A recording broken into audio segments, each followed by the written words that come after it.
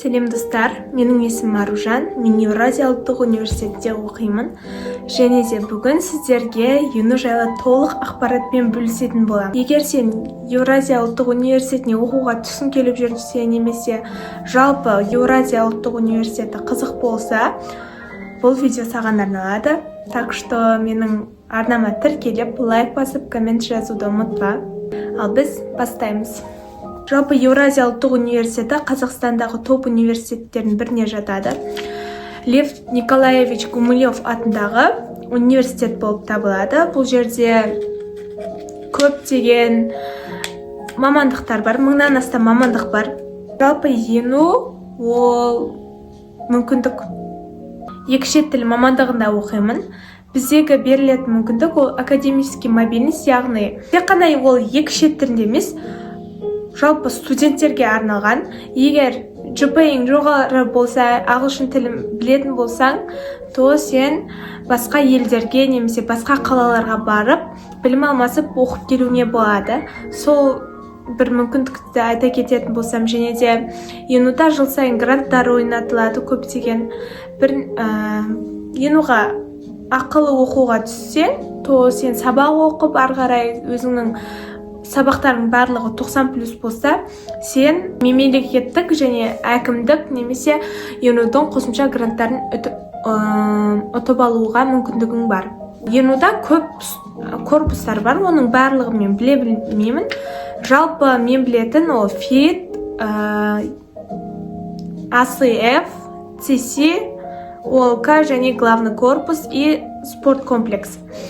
Ең әдемі корпус ол главный корпус, ол жерде музейлер бар, барлығы сол жақта. Ал менің өзім корпусында айта кететін болсам, бізде осы жаңадан кітапхана ашылды, өте керемет іші. Бірінші курс кезінде мен кітапханада сабақтан қалып, өзімнің китайскийға дайындалатынмын. Кітапхананың ішінде көптеген кітаптар бар. Айтпақшыдай, главный корпустың жанында бізде не бар?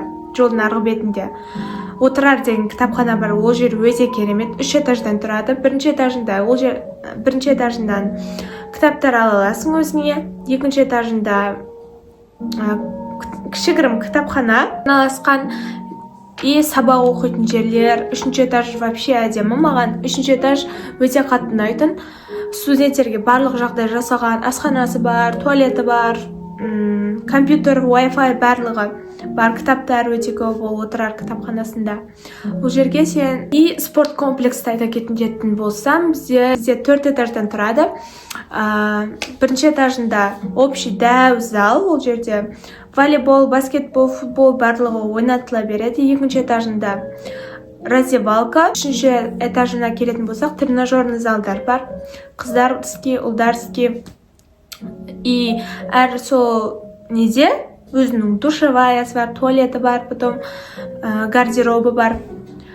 Ал 4-ші этажында теннисный зал и гимнастика жасайтын зал бар, и бассейн бар. Студенттік өмір жайлы айта кететін болсам, ЮНУда студенттерге мүмкіндік өте көп. ЮНУда бір жақсы қосымша тілдерді тегін үйретеді, соған барып қатыста болады. Спикинг клубтар бар, одан кейін түрлі дебат клубтар бар, жастарға арналған молодежный центр бар. Ол жерде түрлі ұрандар сөйтіп жүреді. Мен бірінші курста өзім филология факультетінде оқығандықтан филфакта болған болатынмын. Бірінші курстың 4 айыма, 3 айыма сол жақта болдым. Сөйтіп менікі емес екен түсіндім. Негізі басында ұнаған етін, күшті болып, но одан кейін мен түсіндім, маған ондай шумный жерлер қатты ұнамайтынына. Но әркімге әрқалай. Молодежный центр негізі дос табуға, интроверттіктен арылуға көмектеседі. Адамдармен байланысты боласында, связің көп болады ЮНУда. ЮНУда өзінің жатақханалары бар. Қателеспесем 7 либо 9 жатақханасы бар. Әр жерде орналасқан. Қаланың көбінесе Правый берегте негізінде. ЮНУдың өзі Правый берегте орналасқан. Біліміне келетін болсақ, ЮНУда негізі өзің үшін оқисың. Мұғалімдер саған мектептегідей артыңнан жүгірмейді ешқандай мұғалім. Сабақты өзің үшін оқисың онда. Мұғалімнің артынан сен жүгіресің, ол жақта мұғалім сенің артынан емес. Ең бастысы сабақтан қалмай, сабаққа қатысып отыратын болсаң, сен 90+ алып жүресің негізінде ше. Но әркімге әрқалай сабаққа қатысу барысы. Мұғалімдеріне келетін болсақ, енуда өте жақсы мұғалімдер, өте білімді мұғалімдер өте көп. Но болады кейбір случайлар, мұғаліммен тіл табыспай қалуың, ол өзіңе байланысты негізінде. Сабақ басталды, жаңа семестр сайын жаңа пән, жаңа мұғалім, сондай болады. Сол кезде мұғалімнің көңілінен шығуға тырыс. Сол кезде балың да жоғары болады. Одан кейін сабаққа уақытылы дайындалып жүрсең, то сессиядан да қиналмайсың. Өзіңе байланысты. Барлығы өзіңе байланысты. Осы 2 жылдық тәжірибемді айта кететін болсам, мен ода оқыған, то ең біріншісі өзің үшін оқу. Бұл мамандықты сен өзің таңдадың, енуға түскің келді, түстің, өз мамандығыңда оқып жатырсың. Болады студенттерден де еркінсіп кету деген сияқты. Өз басымнан негізі әлі де өтіп жатыр ол нәрсе. Сабақ оқымай, чат-GPT-ден көшіре салу деген сияқты. Но кейін былайынан қарасаң, негізі сессия кезінде өзің қиналып қаласың. Себебі сен өзің жаттамаған нәрселерің келеді да, и ойлайсың, бұны біз өткен жоқпыз ғой деген сияқты. Мен басқа видеоларда айта кеткенмін, негізінде енуға қалай грантқа түсуге болады деген сияқты. Өзім негізі енуға грантқа түскен жоқ едім, платкаға түстім, потом маған ену эндаумент фондтан грант бөлген болатын, Зебра кофенің атынан амбассадор болып, екеуі спонсорлар грант берген. И мен ойладым, ол 1 жылға ғана созылады деп, но жоқ. Сол эндаумент фонд өзі іс-шаралар ұйымдастырып отырады, түрлі бизнестегі адамдарды, танымал адамдарды қонаққа шақырып отырады. 2 жыл берді маған грант, өте қатты қуанып кеттім, если честно. Так что барлығы өзіңе байланысты.